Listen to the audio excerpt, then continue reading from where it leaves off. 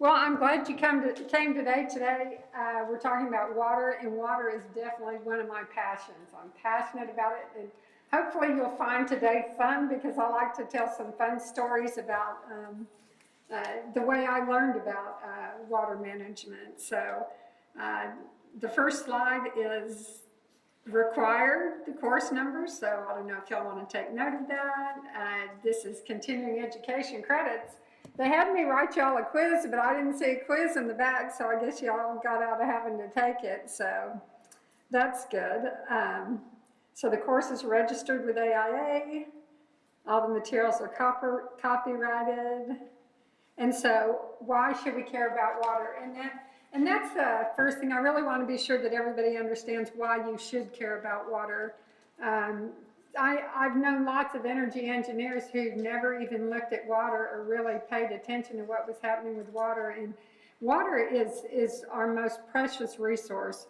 71% of the earth is covered in water, and only about 1% is drinkable. And I know if you guys are environmentalists like me and you keep up with what's happening in the oceans and everything, and you know, all the plastics in the oceans, and then even in the streams where you go fishing.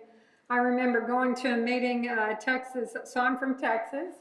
I used to go to the Texas Commission on Environmental Quality meetings, and I was shocked at how many of the lakes in Texas are polluted. I mean, they have all kinds of chemicals and drugs and everything else in them because people just are so careless about waste and what they put down. A lot of people don't even realize what goes down the storm sewer ends up going right into the lake. So it's a serious situation, and we really need to think about water. So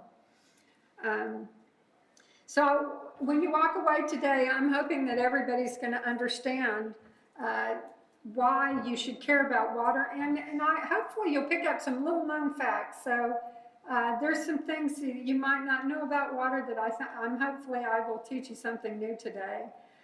And we want to talk about the components of a water management program, the understanding how to even start your program is super important.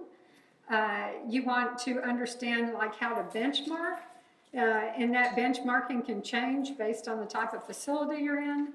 And you want to understand the potential upside of a rigorous conservation program. So I'm hoping that today you can walk away and say, yeah, I learned something about this. So basically, I'm with a consulting firm. I opened up Heritage Institute of Sustainability in Dallas because sustainability is my passion. So it's a little bit about me. I went to Oklahoma State University. I got my MBA at University of Texas at Dallas and my doctorate at Walden University. So that's enough about me, other than I'm a professional engineer, licensed in the state of Texas, and I'm also a certified water harvesting practitioner, and I think you guys will get a kick out of my story about that. It was really fun getting that certification. So once again, why do we care about water? Little known facts. We'll talk about, I think that really one of the most important things is we'll be talking about benchmarking today and how you benchmark and where you find benchmarks to really know how are you performing. And it's interesting, I brought some data today and I've started reviewing the data to see if I can even see trends, because I do water audits for the city of Dallas, city of Fort Worth. And I started making this massive spreadsheet. Okay, this is a hospital. How much do hospitals use per gross square feet? How much does it, assisted living use? How much do commercial buildings? And no trends are showing up. They are literally all over the map. So what does that tell you? There are no trends? That tells you there is endless opportunity. I thought when I started putting all that data in a massive spreadsheet, I'd be able to say, oh, look, this is how much hospitals should use, or oh, look, but they're all over the map. So there's a huge opportunity in water management. And as we said earlier, about 71% of the Earth's covered in water, and only 1% is drinkable, and obviously all living organisms require water to survive. And businesses, if you didn't have water in your business, you couldn't continue operating, and it's a multi-billion-dollar problem if you're, especially in many of the manufacturing plants, they are heavy water users. And so I want you to think, how have you used water today? How have you used water? What did you do first thing when you got up in the morning? I mean, think about it. Before you even left your hotel room, you probably took a shower. You probably used 25 gallons in your shower, depending on how long you stayed in there. You know, you went to the bathroom, you brushed your teeth. And if you ever just sit down and start counting, I mean, you should do it. I know this is super dorky, but I started counting and documenting during the day. Why? Because I do audits, right? Because I do audits, I have to be able to, you know, when I go into a building, you know, they'll just give me 12 months. The first thing they do is give me 12 months of water bills. And first I have to figure out, how are they using that water? And so if you're in the business, you really honestly want to document, how am I using water every day? So you can say, okay, if I go into a facility, well, how many times do I go to the bathroom in a day? Or how many times do I wash my hand? Just to really get a feel for, you know, when you take your data, every time you take all this data for your customers, you need to show them you're using this much for cooling, this much for domestic, this much for the kitchen. And when you start paying attention to what you yourself are doing, then you can extrapolate the numbers and see if the numbers on your audit make sense. So that's really important, to really just pay attention to what's going on. Some economists estimate that the industrial water consumption will double by 2050. You know, as manufacturing continues to increase. You know, semiconductor plants, they use tons of water in manufacturing.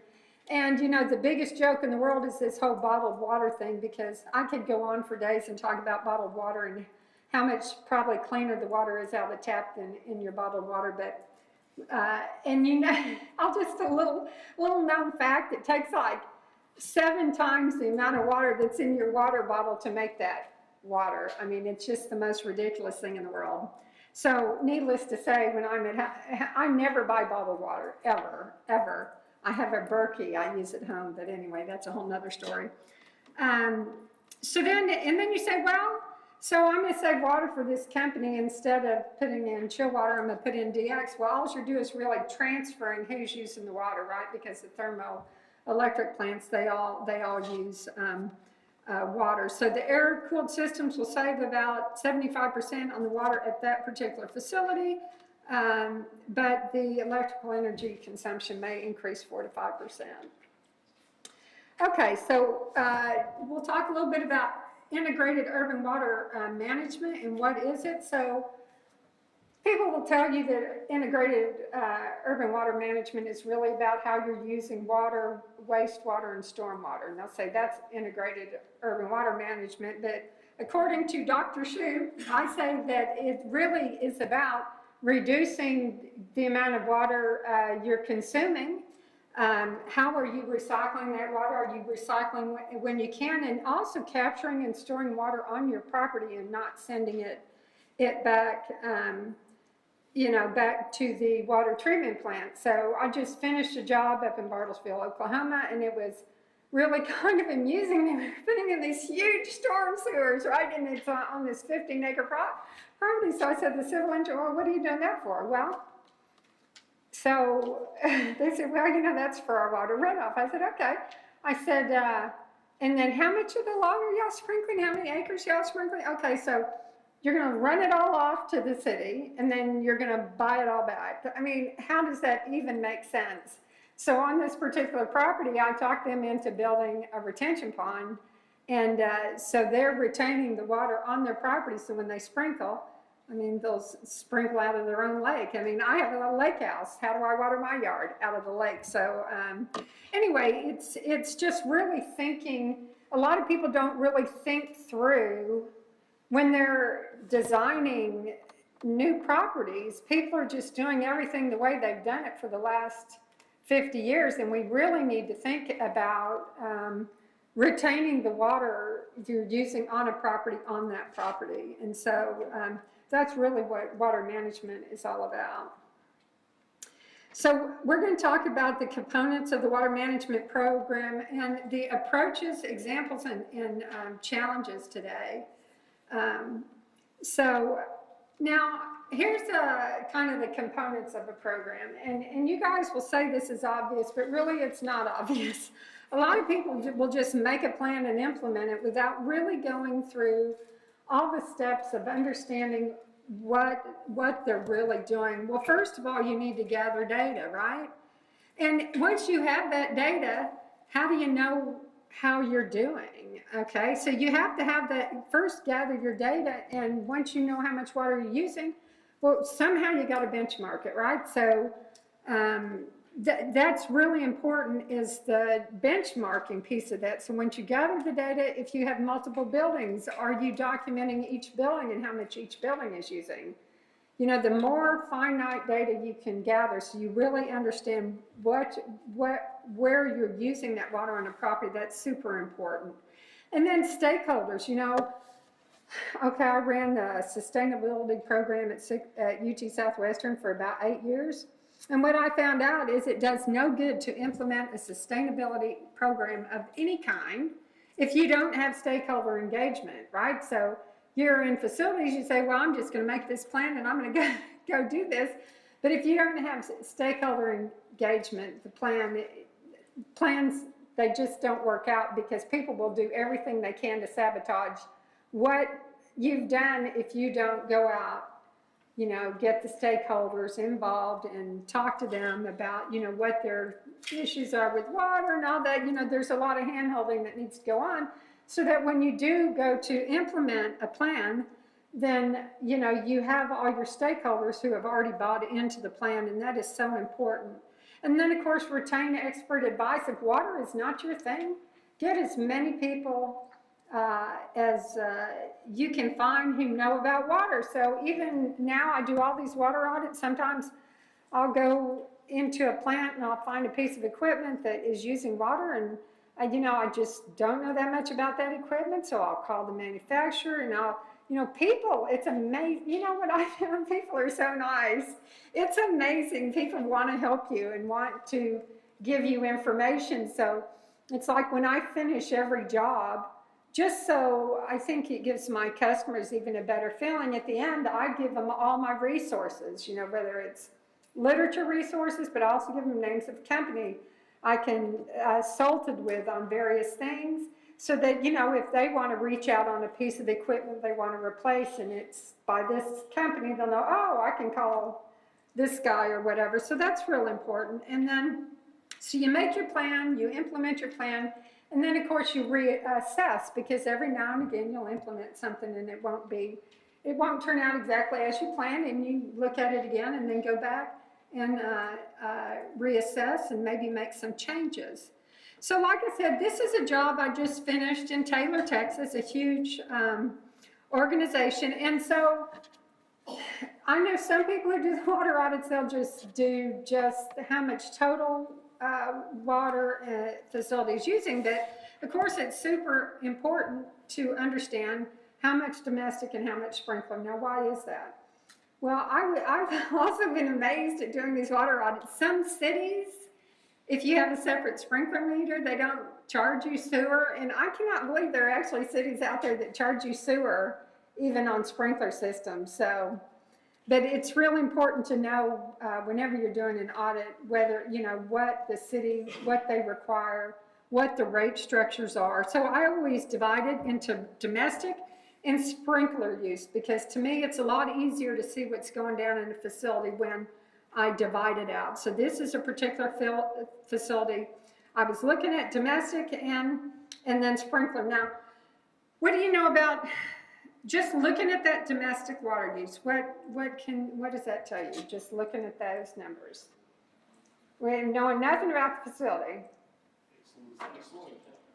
They got a cooling tower. So, I mean, some people, it may be obvious to some, but not to others. Well, first of all, you need to know, okay, do they have a cooling tower? Why is that? Because when you do your water balance, when you see this like this, you say, okay, well, they must have a cooling tower, and it makes it easier for you to estimate how much water they're using in that tower. And also, oftentimes, the tower meters, the sub-meters, they're not reading correctly. And I can't tell you how many times I've run into that. So this is the city meter. Well, sometimes the city meter's not reading correctly either, but first you have to look at all this data and think about, okay, what am I seeing here?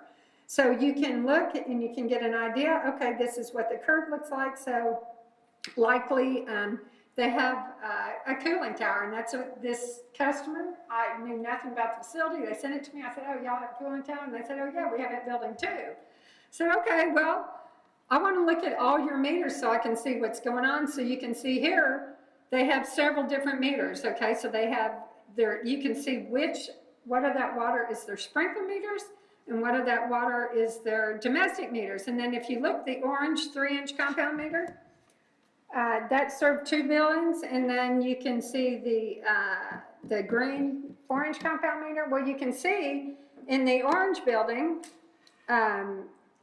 in the one with the orange building, you can see there wasn't a cooling tower in that building. Okay, now why is that important? Well, so what I did then was you could say, okay, this building is almost exactly like this building, and the only difference between this building and this building is that this one has a cooling tower and this one doesn't. So then I can go and say, okay, well, how many employees are in the building with the orange 3-inch compound meter? And I can say, okay, well, that means in this particular facility, these 2 buildings are almost identical, so it's about this much per employee. And then I can go look in this building and say, okay, well, how many employees are in this building?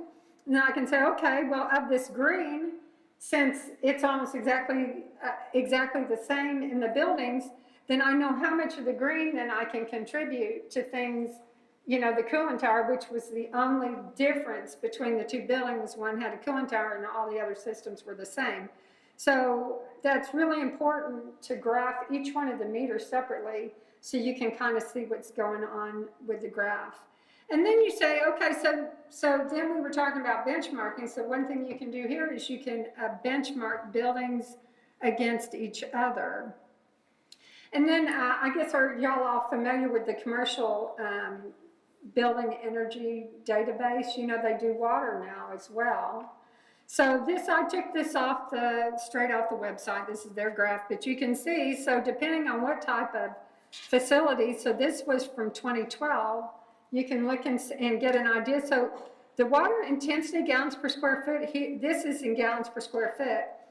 But, I always benchmark in multiple ways. I like to look at every piece of information at least 3 ways. So I can look at gallons per square foot, but then I also look at gallons per acre and gallons per employee, because you can have a huge building and not have very many employees, so like let's just take a data center, for instance. It's mostly electronics and it's very, loosely populated, so it wouldn't make sense for that data center then to do gallons per square foot, right? It makes more sense. So you have to think, just because this particular database uses gallons per square foot, that always doesn't make sense. And like in hospitals, you might do gallons per patient day. So there's different ways to benchmark. So you have to think about what kind of facility you have and then decide how you're going to benchmark. And then, of course, you want to know what your water cost is in dollars per month. So this is that same job we were talking about earlier. This is how much they were spending per month. So then I graph that so they can see, oh, this is how much we're spending, okay? And then you say, well, water's cheap. It doesn't cost that much. Well, so I was tracking in Dallas how much water was increasing. And you can see between 2013 and 2017, just in a matter of 4 years, the cost of water went up 66%.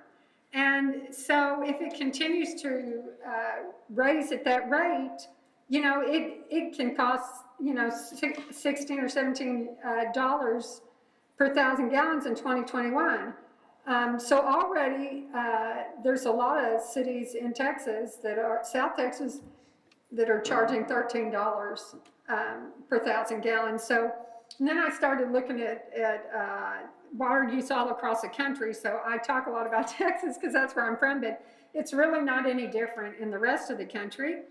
So like you can say that I looked like at different studies, and over 5 years, the Circle of Blue saw a 41% rise in water costs. So people say, yeah, water's cheap, but water is the next gold. It's going to continue to go up in cost.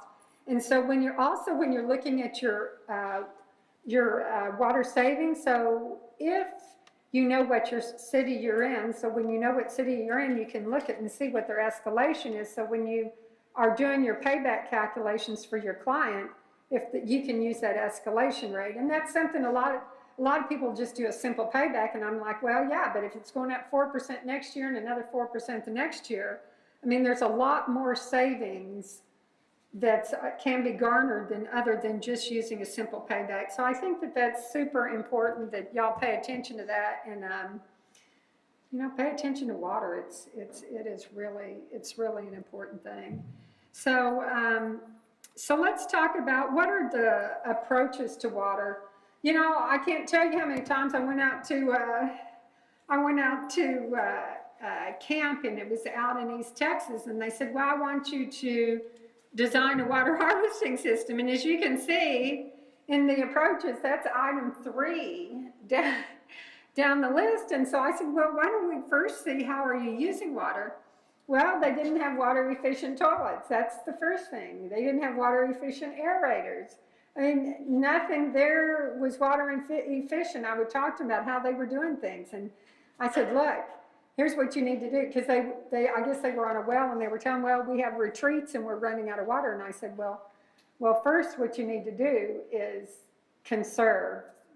Change all your equipment out to conserve water conservation, and then figure out, are you still running out of water? So, in other words, you don't want to put the cart before the horse. Conservation is always the first step. And then there's something called Earthworks, and that's something that even all the new people building new greenwork sites, they're not even doing the right excavating to keep the water on the property, and then they're putting in sprinkler systems. I mean, Earthworks is a huge deal that you need to pay attention to on projects. And then water harvesting is a way down the line. It can be pretty expensive, but you just have to weigh whether it makes sense for you. And then there's also capturing the gray water effluent, which, I mean, it's a simple process, and I'll show you an example of that down the line. So if you happen to live in a city, so if you're a commissioning guy or whatever, and you happen to live in a city where your client can get a free water audit, why expend your engineer's time in getting that done, right? So that's what I tell a lot of people. Oh, you're doing an energy audit? Well, why don't you let me do the water audit for you? Well, you won't have to expend your time, and it's free for the client. The city of Dallas will pay for it. So there's lots of cities. It's amazing to me how many people don't know that their city will actually pay for free water audits. So anyway, if whatever town you live in, you might look and take advantage of that. And as we talked before, first we want to know where we're using your water, how we're using it, the water per employee, water per acre, water per population. And something else you can look at, depending on what city you're in, every single city will tell you what the water use per capita daily is, and it should be somewhere it can be anywhere in the 90 to 160 gallons per day per capita. It varies a lot across the country, and I was also really surprised to find that. So wherever you are, you can look that up, and you should be able to find that data. But don't always trust data online, because I was looking up Orlando. And I found anywhere from 95 to 165 gallons per capita daily. I'm like, well, which is it? Which one of these sites is accurate? So anyway, you have to, data's only as good as whoever posts it, right? So, okay, so any of y'all ever look at cooling towers? Okay, what do you see in here? Come on, I'm not going to let y'all to sleep. What do we see in here? Makeup water. Well, the water's running, isn't it? Okay, this cooling tower is off, by the way. It's not running. So you can see that the water's running. You can see the water's green. Is the cooling tower is the water supposed to be green? No. No, and it's amazing how much heat transfer you lose on the tower just with the thinnest layer of scale. It's huge. So the water's green here, and you can see also on the valve there, you see all the calcification. That tells you a little bit about the quality of water that you have in your tower, and you know, the quality of the city water. You can see a little bit of corrosion going on, so it's amazing. Just looking in the tower and just standing there a few minutes and thinking about, okay, what am I really seeing? This will tell you a lot about the water in that city, the water in the tower. You know, I would say their water treatment company needs to, you need to have a discussion with them. So there's quite a bit you can just see from taking a look at the towers. So cooling towers, okay, well, sprinklers is a whole different deal, but what I found on site, say on a site that doesn't have sprinkler systems and just has cooling towers and domestic water, clearly the cooling towers is always the best place to look for water savings. And why is that? Because they'll give you every excuse in the world of why they have low cycles of concentration. They'll tell you, oh, well, you know, our city water is so high, I can't run any more cycles of concentration. Well, that is absolutely not true. There is some fantastic technology out there, including bipolar technology that keeps the calcium suspended, and to where you can do side stream filtration and get out your suspended solids so that you can run your cycles up. So cooling tower cycles of concentration, you look at the level controls. Are the level controls working? So, and a lot of people think those ultrasonic sensors are all that awesome. Not so much. I just looked at a brand new LEED building in downtown Dallas. LEED, it still has the plaque up, and the ultrasonic sensor's not working, and the water's just going to drain. So that you need to really take a good look at those ultrasonic sensors. Some people are saying, oh, we're going with the new modern ultrasonic sensors. I'm kind of old-fashioned. I like the old float valves because either they're on or they're off. You get those ultrasonic sensors in there. Maybe they work, maybe they don't. But anyway, that's a good thing to look at. So your level controls, water treatment, maintaining the inlet screens on your cooling tower is really important. You always check, is there drift eliminators on the towers? You want to look at your conductivity levels, so you look at the conductivity controller and you make a note of what the conductivity is, and then I guess if y'all are commissioning guys, y'all all have the little pens that you put in the water and you can see what the conductivity is, so you can check with your little pen to see if the conductivity controller, I mean, they're not that expensive, they're a couple $100, and see if the conductivity controller is working properly. And you want to be sure that they have a program of maintaining and calibrating the controllers. You want to know what the water treatment is, whether they're controlling biological growth, because as y'all know, that whole Legionnaires thing is a huge deal now, and there's a standard for controlling that. But you know, the bipolar technology, it also will kill, if you get bipolar technology for your cooling tower, it also kills off the Legionnaires. And then also, return air handling. If it's a new building, it's great to collect all that condensate off the coils so you can return it to the cooling tower. I know SMU, they basically just put in 55-gallon drums, and they are putting the condensate in the drums, and they are actually pumping it into the return water in the mechanical room. So, you know, a lot of people say, oh my gosh, it's so expensive to do this. Well, not so much. I mean, there's ways. You just have to, don't think it has to be this extensive piping system. There's creative ways to do things that don't cost that much.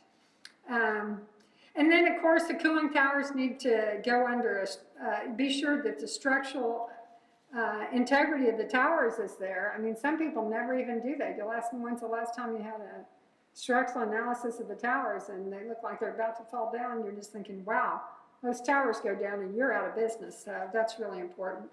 And then side stream filtration, I'm a big fan of that to get out the dissolved solids. Oh, and one of my favorite websites is energy.gov. There is so much information out there, but as you can see, so we've been talking about cycles of concentration. Depending, so in here in the left-hand side, you can see these are all the chiller tonnages, and as you can see, as the cycles go up, the amount of water you're using for blowdown goes down. So it's real easy to see why you want to run cycles up. Now, I know in Texas, the requirement is 5 cycles of concentration is where you want to be. The guys who do the bipolar technology claim that they can push the cycles up closer to 7 or 8. I've just started working a little bit with that. We're doing a test job in that lead building in downtown Dallas with the bipolar technology, and we will find out how it turns out. So, okay.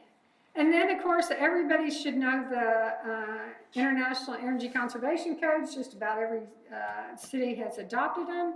Gallons per flush toilets, 1.28. Okay, speaking of that, do y'all know what the gallons per flush toilets are in this building?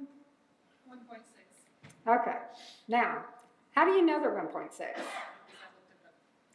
Okay, so they will be labeled 1.6. Okay, so there's a couple of things that are really important for y'all to know.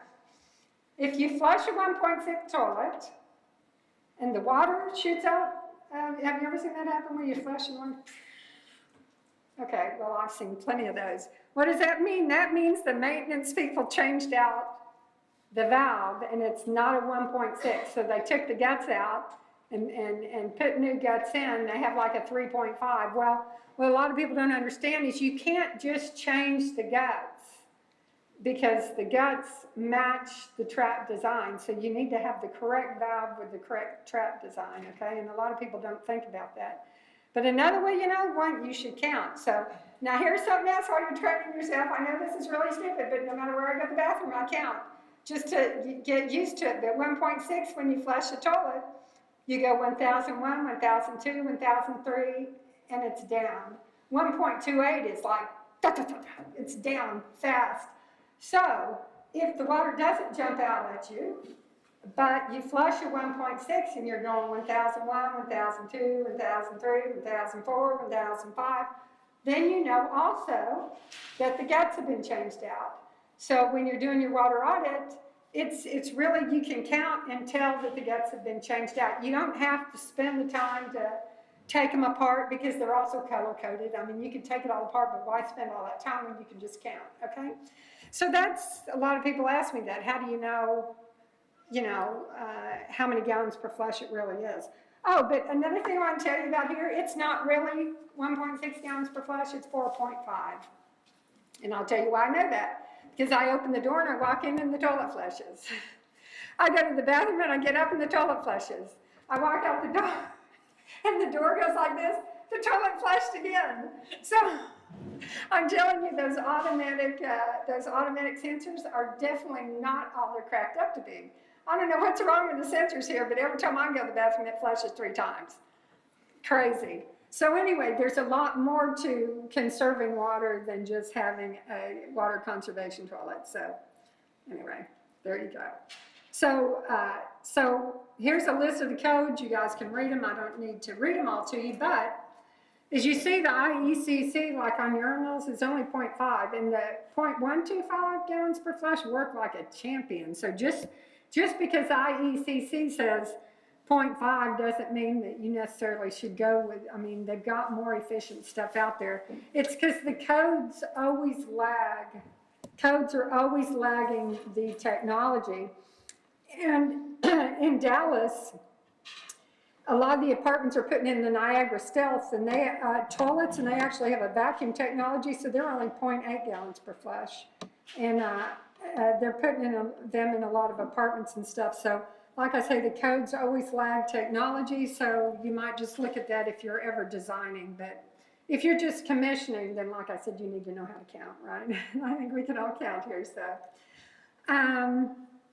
Let's see, so boilers, conductivity controllers, you know that it's just pretty much the same with cooling towers. Your conductivity controller is a really important, you know, in testing the blowdown on your boilers, because you don't want to blow down too much on your boilers either. I mean, you know, the more you're blowing down, that's even worse, because then you're blowing down really, really hot water, and that's expensive to heat. And then all the systems, whether it's vacuum and process systems. So I used to work at UT Southwestern. I could not believe it. They put in brand new sterilizers, and it's one-third drain. And I'm like, who bought these things? Don't you guys? I mean, you can put the heat recovery equipment on them. You know, sterilizers in hospitals is a huge one. So all the sterilizers in hospitals now, you can get them where all the water recirculates. So that's a big one. If you're doing commissioning of hospitals, look at the sterilizers, and the code actually requires that you recycle the water on the sterilizer. So when you're doing your commissioning, you can look at that. Garbage disposers aren't really garbage disposers, and that was a terrible, terrible thing. They should have never made garbage disposers, because you're not really supposed to dispose of garbage down to garbage disposers, and a lot of people don't know that. So they think if you have a garbage disposal, it means you scrape your plate in the sink. It was never intended for that, right? So you're supposed to scrape your plate in the trash, and then it's for what gets left over and accidentally makes its way down. Now, I can tell you why that's such a big deal, because when I worked at the hospital, they would sit there and put rice and everything down the drains, and you have no idea how much we spent plumbing. And then we finally put in a big enzyme composter, and the guy who ran the kitchen finally got his people to scrape into the enzyme composter so that we didn't have such high plumbing costs. So anyway, I believe in using screens in the sinks and then just getting rid of the trash. That's the best way to go there. Washing machines, the Energy Star washing machines use a lot less water and energy. Pools are huge. It's a huge waste of water from evaporation. And of course, sprinkler systems. So no matter what state you're in, I know I just keep talking about Texas because that's what I know about, but like the water, every state has a water conservation board, and there is a wealth of information. So whatever state you guys are working in, I would really encourage you to look up the water conservation board for your particular state and see the information they have. And if you can't find stuff for your state, feel free to look at the state of Texas, because their water conservation, they have, I mean, they talk about sprinklers ad infinitum, and there is so much information out there. So it's really good for you to look up all that stuff. Because I'm a nerd, I like to do that in my free time, look up stuff.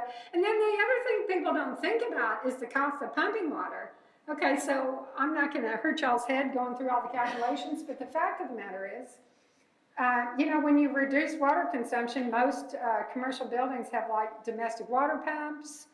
So, I mean, you're also saving on your pumping of that water. When you conserve water, you're saving on the heating of that water. So you have the cost of heating water. And I won't make y'all do all those calculations either, but you can figure out how much you're wasting in heat. And so when you conserve, oftentimes I will you know, tell people, okay, well, this is how much water you're going to save, and this is how much money based on water, but you're going to save a lot more, you know. But just I always use the pumping and the cost of heating the water kind of as your safety factor, because for sure you're going to save that energy. And so it will push you up a lot. You know, I always think about when people do these rigorous energy conservation programs, and they go, man, we're using less water, and they can't figure out why. And it's like, well, if you have cooling towers, of course, everything's related, right? So if you do an energy conservation, you're going to save water, and nobody ever calculates that. Like when you recommission a building, if they have cooling towers, y'all are nobody ever calculates how much are they going to save on the cooling tower. I've never seen anybody do that so far. But that is the other upside in your commissioning, is they're going to save a lot when you start telling them, oh yeah, you're going to save all this money. Well, they're going to save a lot of water in the cooling tower as well, which is a huge deal. Okay, so conservation is really about awareness, education, and behavior change. What do you guys see in this picture? All right, so I went into shock. I became certified in water harvesting about a year ago. I went to Tucson, Arizona, and I stayed a week at Water Harvesting Management. Well, guess what? Their building has no interior toilets, none. No. All the toilets are composting toilets, and you'd be amazed. They really don't smell if you use a composting toilet right. This was just one of their examples. I mean, they had composting toilets actually in bathroom buildings.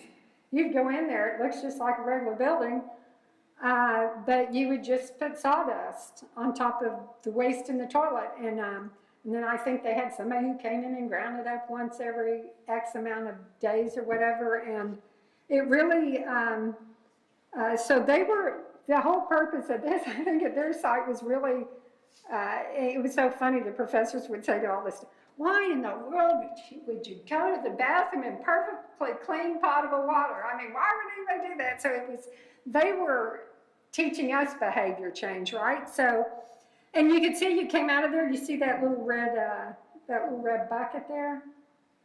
It had a hole about the size of a pencil in it, and they had a bar of soap. And so you would take it, push down your foot on the thing, a little bit of the water would come out, and you'd be washing your hands on the soap, rinsing it.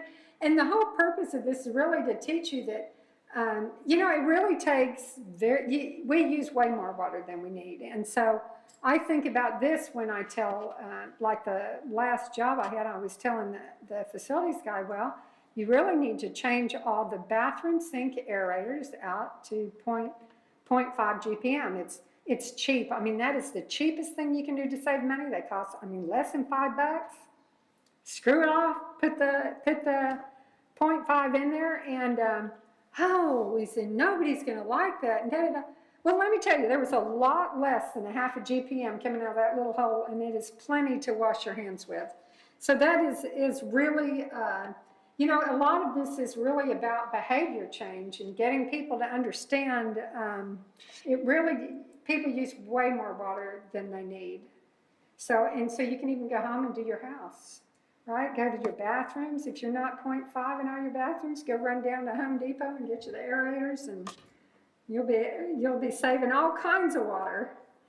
And then conservation. So like I was telling you earlier, before you spend money on rainwater capture, you should consider Earthworks, and I'll show you some examples of that. So a lot of people don't ever even look at how their landscape sloped, how is it mulched, and where does the water go when it rains. So it's just like I was telling you with the cooling towers. You even try this at your house. When the water rains, I want you just to walk outside of your house and look and see where is the water going, and you will find out. If it's not staying on your property, you're going to spend a lot more with your sprinkler system than if you can keep it on your property. So the steps for Earthworks is, we were talking about long and thoughtful observation. Start at the highest point of your watershed, work your way down, start simple. You spread and infiltrate the flow of water. You plan an overflow route, you create a living sponge, and so you have these stacking functions, and then there's a feedback loop. And you can kind of see in this picture, I know the picture's a little bit small, but this is University of Arizona. I ran into somebody from there earlier today, I don't know if he's in here. But on top of this parking garage, they had all their air handling units. And this waterfall they made into the pond is actually the condensate off of their air handlers. They're feeding it into a pond, and then the pond overflow, they use that to sprinkle the lawns. So it's pretty interesting. So here's kind of an example of what I was telling you about on Earthworks. I just took this out of their workbook because I figured it was a good picture and it's better than me trying to draw this. You know, you take a house and, you know, people don't think about keeping the water on their property, so most of the properties are sloped, so all your water runs off and goes down the storm drain. But the more water that you can get to infiltrate in your property, the less landscape water you're going to have to use. So you can see in the bottom picture, they took that same property, right, and they made infiltration basins along the side of the street, in the gardens, so that when it rains, you want to keep as much of that on your property as possible, because then you need to water less. So this is from a house we were doing in Arizona. So basically this is just an example of Earthworks. We regraded their entire yard to make infiltration basins. This particular house, we were doing rainwater capture. We were putting in an outside shower. It was a pretty cool job. It was really fun. So if any of y'all want to get certified in water harvesting, go to Tucson for a week, and believe me, you'll look at water a whole different way. This is City of Kemp. They got a grant from Texas A&M, and behind it is one of their city buildings, and the water comes off the building. They actually capture it, but they also created a watershed where, you know, they graded the land properly, did the mulching, capture basins and all that. And so they do rainwater capture, and then they made paths and gardens, and they capture the rain there. So, so the thing about water harvesting, like we said, the first thing you want to do is to conserve as much as you can, right? I mean, that's the most important thing, conserve first. And then second is you do your earthworks. You want to keep all that water on the property. And a little later, I'll show you a huge plant that didn't implement earthworks, and they put in water harvesting, so it's a little bit backwards. But if you do these two things, you find out you still need water, then you can water harvest. So how do you harvest? Well, one thing is with earthworks, you're actually harvesting the rainwater on your property, but then you can do condensate recovery. I know my brother lived in Arizona, and his overflow from his air conditioner was by the front door, and so he just put a pipe on and ran it over to his orange tree. So, and his orange tree puts out beautiful oranges. Anyway, so do you have rainwater harvesting and gray water harvesting? So let's talk about that. So water harvesting, it's really simple. You can get, I mean, in Brad Lancaster's book, it gives you different coefficient factors, so you can figure out on a roof, you know, what the coefficient is. You do the flat square footage, not the actual square footage, but, you know, as if you're looking down in plan view, you calculate the flat square footage of the roof, and then for a roof line, it's like 0.85, and you figure out that's how much of the water potential for harvesting. And so you do the same type of thing for driveways. And then also there's always runoff from adjacent property. So one of the projects I did when I was in Arizona, the adjacent property actually ran onto this particular property, and we captured the water and used it on that property. So there's runoff from land, and like we said, air handling, condensate, and it's as clean as it can be, and it can be returned. So now here's small volume. I mean, large volume is just small volume expanded, but this is, this was in Arizona. This was actually, the first picture on the left-hand side was the home we were doing. We were putting in rainwater capture, and as you can see on the left, you use a filter so that the leaves don't get into the water, and you do a first flush, which means that the first pipe, all the dirt goes down the first pipe, and then the second pipe, it goes down, it goes under, and it goes over to the tanks. And that was our instructor teaching us how to pipe up these tanks. And then you can see on the other side, that's the overflow route. So once you put in your tanks, you have to plan, well, where is the overflow from my tank going to go? So we were making overflow basin there. Now this was at Water Harvesting Management, actually at their headquarters. They had an underground, Water Harvesting Management, the building where they taught us the class, They did not buy city water, 0 city water. So they captured all the rainwater underground. And of course, as I told you earlier, all the toilets were composting toilets. They simply, I took pictures of the pump and the filter system, and then there's a UV light, and it went right into the building. We used it in the kitchen, you know, for drinking water and for washing your hands. So it's amazing. If you can do this in Arizona, where they have a fraction of the rain that they probably have in whatever state y'all live in, if you can harvest in Arizona and manage on a property without buying city water, you can manage anywhere. This is the Toyota facility in Dallas, and they have multiple 400,000 gallon rainwater harvesting tanks that they have in their parking garage. But the reason I took both of these pictures, I want you to see, look at the land. The only infiltration basin they have is that centerpiece that kind of looks like a river. But as you can see, all of the land slopes down. So what I would have done is in each of these sections is,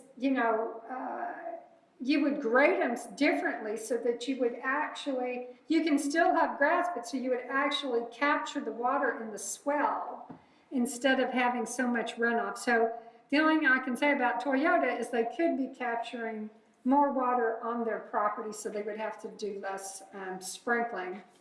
But I give them credit for putting in water harvesting. I think that was wonderful. So then, I'll try to hurry up. It's real fast with gray water capture. So in most states, you'll find that washing machines, bathroom sinks, bathtubs and showers, you can actually capture the gray water. Now, you can't do kitchen sinks because probably because of the food that everybody puts down the garbage disposal. But anyway, these are the things that every city, you can look in the codes. I think pretty much this is, I know in Texas, pretty much all across the state, this is what you can actually, gray water capture. Now, what is gray water capture?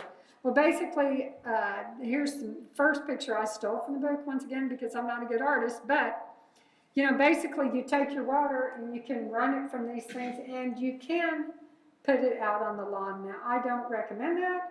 What I recommend is that you get a gray water capture infiltration basin. There's ways to size this. You have to figure out your volume of water. You have to figure out the percolation rate of the soil so you know how fast it will infiltrate into the ground, but then you make these basins. So you can take your water and you can put it into these infiltration basins, and basically that keeps the water on your property. It keeps your grass green. They had a whole set next to the infiltration basin, I don't have a picture of it, but all along they had orange trees. So that will provide water. So every time they run the washing machine or the shower or whatever, this fills up. So they are practicing keeping the water on their property, right? So if the water is on your property, then there's very little, if any, sprinkler system work, or you almost never have to run your sprinkler system.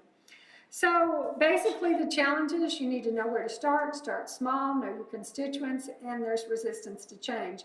Now, I can tell you these are pictures of my rainwater capture tanks before I knew how to design them. So as you can see, I learned a few things about leaves and whatnot before after I had already put these in my house, but anyway.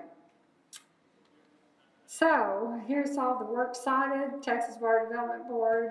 Like I say, there's a ton of really good resources out there. Well, you guys, thanks for coming. Thank you.